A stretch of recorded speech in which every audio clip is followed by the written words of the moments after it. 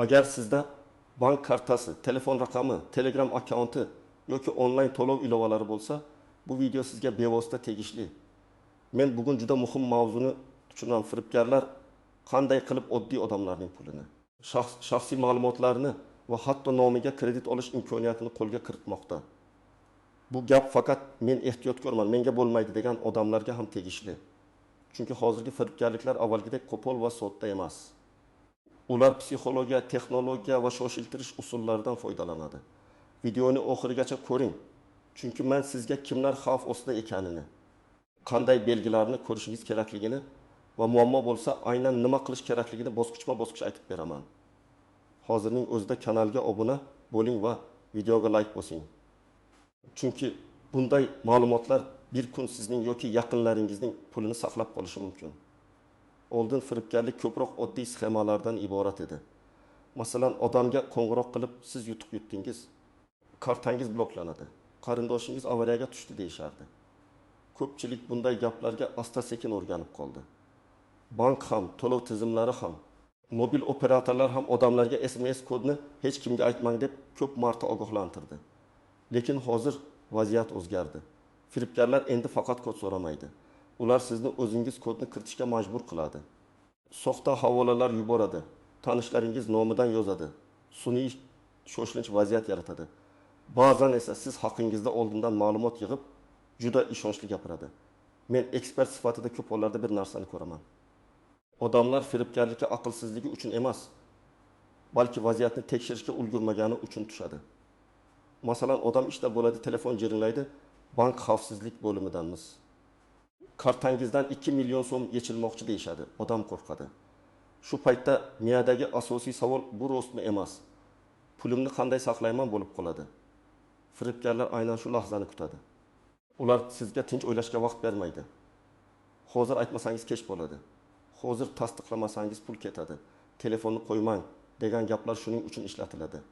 Yana bir katta o'zgarish shuki, hozir deyarli har bir odamning raqamli izi bor. Telegram, Instagram, OLX, internet do'konlar, yetkazib berish xizmatlari, bank ilovalari, davlat xizmatlari, turli ro'yxatdan o'tishlar orqali telefon raqam, ism, manzil, karta oxirgi raqamlari yoki buyurtma tarixi qayerdadir qoladi. Bu ma'lumotlarning hammasi ham sir emas, lekin firibgar qo'lida ular ishonchli sahna yaratishga xizmat qiladi. Masalan, u sizga siz yaqinda falon joydan buyurtma bergansiz, yetkazib berishda muammo bor desa, siz buni tasodif deb o'ylamaysiz. Agar haqiqatan ham buyurtma bergan bo'lsangiz, ishonch kuchayadi. Keyin u havoladan manzilni tasdiqlang deydi. Ana shu havola muammo boshlanishi bo'lishi mumkin. Asosiy qism nimalarni bilish kerak? Kim xavotir olishi kerak va kim o'rtacha vahimaga tushmasligi kerak? Eng birinchi bilishingiz kerak bo'lgan narsa. Bank, davlat idorasi, mobil operator yoki to'lov xizmati sizdan hech qachon SMS kod, karta, PIN kodi, ilova paroli, pasportingizning to'liq suratini tasodifiy chat orqali so'ramaydi.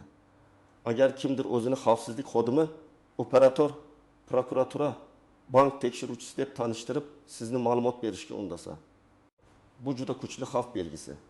Haqiqiy xodim sizga telefon orqali bosim qilmaydi va telefonni qo'ymang deb buyruq bermaydi. Ikkinchi muhim narsa, xavf faqat katta pulga ega odamlar uchun emas. Men amaliyotda ko'rgan holatlarda 200 ming so'm ham, 2 million so'm ham, 20 million so'm ham yechilgan. Firibgar uchun sizning kartangizda qancha pul borligi boshida muhim bo'lmasligi mumkin. U avval akkauntga kiradi, keyin balansni ko'radi, keyin kartalaringiz, omonatlaringiz, kredit limiti yoki qarindoshlaringizga yozish imkoniyatini tekshiradi. Ba'zi hollarda odamning kartasida pul bo'lmaydi, lekin uning nomiga mikroqarz rasmiylashtirishga urinishadi. Shuning uchun kartamda pul yo'q, menga xavf yo'q degan fikr xato. Masalan, bir oddiy vaziyatni olaylik. Odamga Telegramda tanish yozadi, menga ovoz berib yubor. Singlim tanlovda qatnashyapti. Havola keladi. Odam bosadi, Telegram raqamini kiritadi, keyin kod keladi. U kodni saytga kiritadi. Aslida u Telegram akkauntiga kirish kodini firibgarga bergan bo'ladi. Keyin firibgar uning akkauntidan barcha kontaktlariga yozadi. Pul kerak bo'lib qoldi. 500 ming so'm tashlab tur. Agar kontaktlarda 300 odam bo'lsa va ulardan atiga 10 tasi ishonsa ham, firibgar bir necha million so'm yig'ib olishi mumkin. Bu yerda zarar faqat pul emas. Sizning obro'yingiz, tanishlaringiz bilan ishonch shaxsiy yozishmalar ham xavf ostida qoladi. Yana bir misol. Odam internetda arzon telefon sotilayotganini ko'radi. Narxi bozordan 3% past. Sotuvchi bugun ko'p xaridor bor. Band qilib qo'yish uchun 300 ming so'm oldindan yuboring deydi. Odam pul yuboradi, keyin sotuvchi yo'qoladi.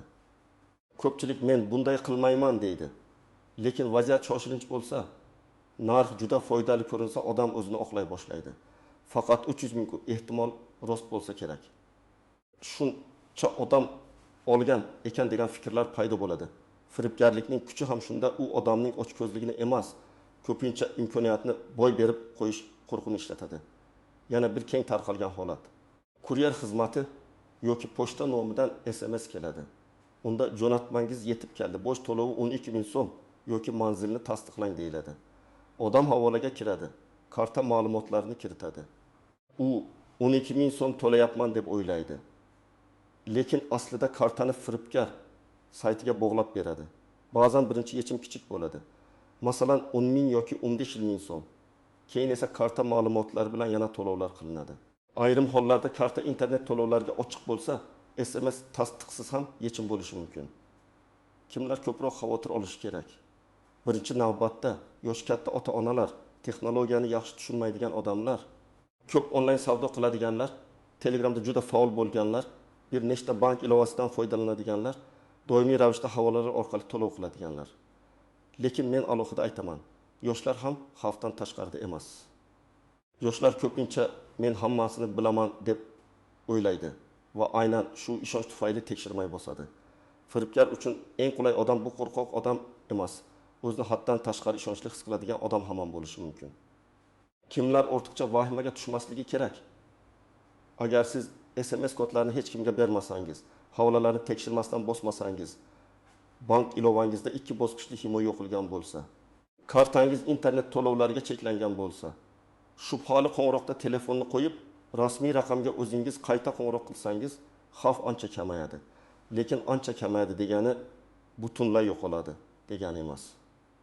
Raqamli xavfsizlik bir martalik ish emas. Bu doimiy odat. Endi eng muhim nozik joylarga o'tamiz. Birinchisi, firibgar doim ham begonaday ko'rinmaydi. U sizning tanishingiz akkauntidan yozishi mumkin. Masalan, do'stingizning Telegram buzilgan bo'ladi. U sizga tezda 1 million so'm kerak, kechqurun qaytaraman deb yozadi. Siz do'stingizning rasmi, ismi, eski yozishmalarini ko'rasiz va ishonasiz. Lekin bunday vaziyatda pul yuborishdan oldin do'stingizga oddiy telefon qo'ng'irog'i qiling. Aynan ovozini eshiting. Agar u javob bermasa, boshqa kanaldan tekshiring. Pul yuborishda 2 daqiqa kechikish hech narsa emas. Lekin tekshirmaslik katta zarar keltirishi mumkin. Ikkinchi nozik joy, rasmiyga o'xshash saytlar. Firibgarlar sayt nomini juda o'xshash qilib qo'yadi. Masalan, bir harf farq qiladi, nuqta yoki chiziq qo'shiladi. Domen oxiri boshqacha bo'ladi. Oddiy odam buni telefon ekranida darhol sezmasligi mumkin. Bundan tashqari sayt dizayni saytdan ko'chirilgan bo'lishi mumkin. Logotip, ranglar, tugmalar bir xil ko'rinadi. Shuning uchun men doim shuni tavsiya qilaman. Bank, davlat xizmati yoki to'lov bo'yicha havolani chatdan bosib kirmang. Ilovani o'zingiz oching yoki brauzerga manzilni o'zingiz yozing. 3-nozik joy, pul qaytarish tuzog'i. Ba'zan odam allaqachon firibgarga pul yuborgan bo'ladi. Keyin yana boshqa bir odam yozadi. Biz yo'qotilgan pullarni qaytarib beramiz, komissiya to'lang deydi. Bu ikkinchi firibgarlik bo'lishi mumkin. Zarar ko'rgan odam hissiy jihatdan zaif bo'ladi. Pulini qaytarishni xohlaydi, yana ishonishga moyil bo'ladi. Haqiqiy pul qaytarish jarayon bank, to'lov tizimi, huquqni muhofaza qiluvchi organlar va rasmiy ariza orqali bo'ladi. Oldindan xizmat haqi yuboring degan odamga ishonmang. 4-nozik joy, kredit va mikroqarzlar. Ba'zi odamlar karta yo'qotilsa yoki pul yechilsa xavf tugadi deb o'ylaydi. Aslida shaxsiy ma'lumotlar tarqalgan bo'lsa, firibgarlar sizning nomingizdan ro'yxatdan o'tish, onlayn qarz olish yoki boshqa xizmatlarga kirishga urinishlari mumkin.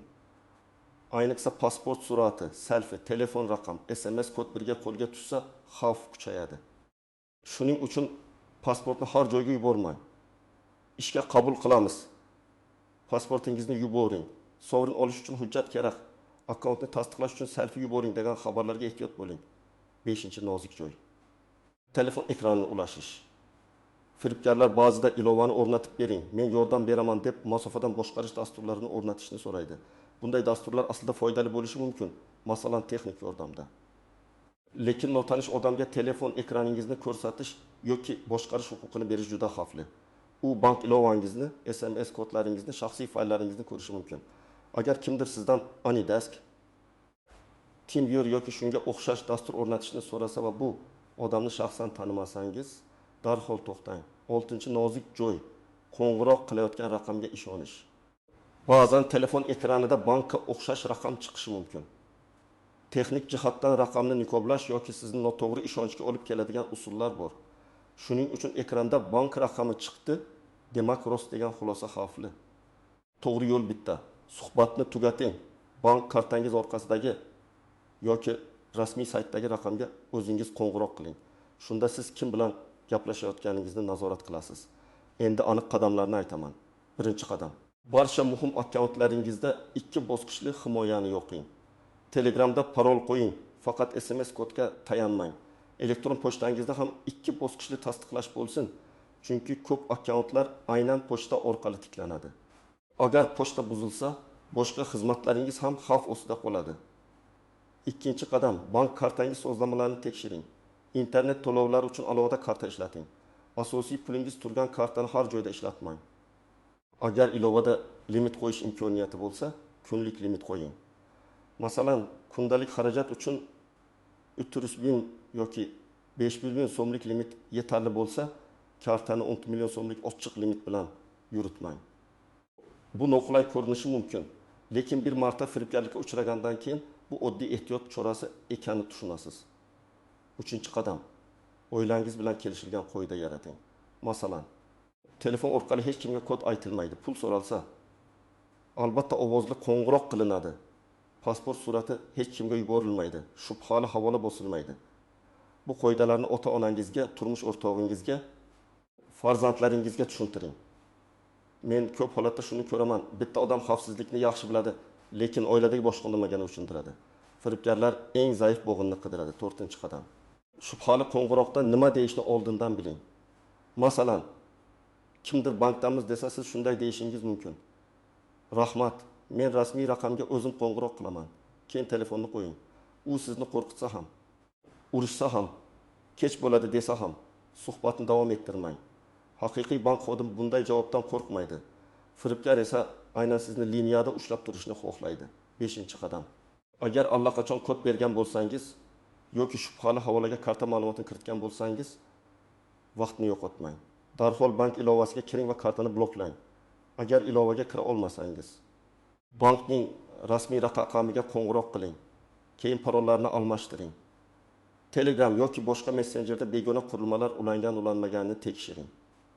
Telegramda qurilmalar bo'limiga kirib, tanimagan sessiyalarni tugating. Elektron pochta parolini ham o'zgartiring. Chunki ko'pincha firibgarlar bir nechta xizmatni bir-biriga bog'lab kirishga harakat qiladi. 6-qadam, hujjatlarni yig'ing. Agar pul yechilgan bo'lsa, tranzaksiya skrinshoti, karta raqami, oxirgi raqamlari, pul ketgan vaqt oluvchi karta yoki hisob ma'lumotlari, yozishmalar, telefon raqamlari, havolalar, SMS xabarlar, qo'ng'iroq vaqti hammasini saqlang.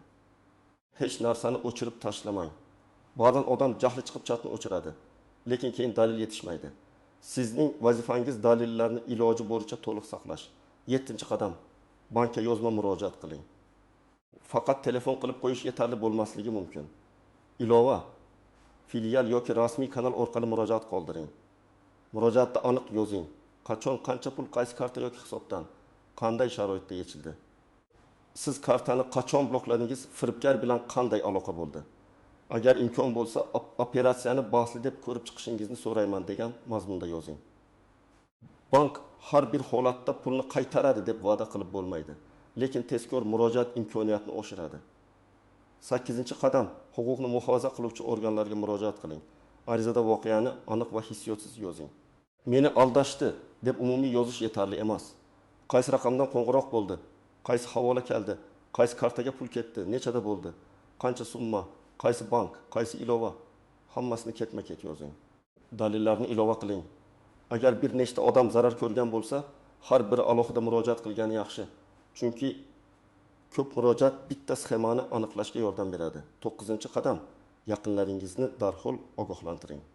Agar Telegramingiz buzilgan bo'lsa, boshqa kanallar orqali tanishlaringizga mening akkauntimdan pul so'ralsa, ishonmang deb xabar bering. Instagram yoki boshqa tarmoq buzilgan bo'lsa ham shunday qiling. Bu sizning obro'yingizni ham, boshqalarning pulini ham himoya qiladi. 10-qadam kelajak uchun alohida xavfsizlik odatini yarating. Har oy bir marta bank ilovalari, kartalar, ulangan qurilmalar, obunalar va limitlarni tekshiring. Ishlatmaydigan kartalarni yopib qo'ying yoki bloklab turing. Har bir xizmatda bir xil parol ishlatmang. Parol oddiy tug'ilgan sana, telefon raqami yoki ism bo'lmas. Agar parol ko'p bo'lsa, ishonchli parol menejerdan foydalaning.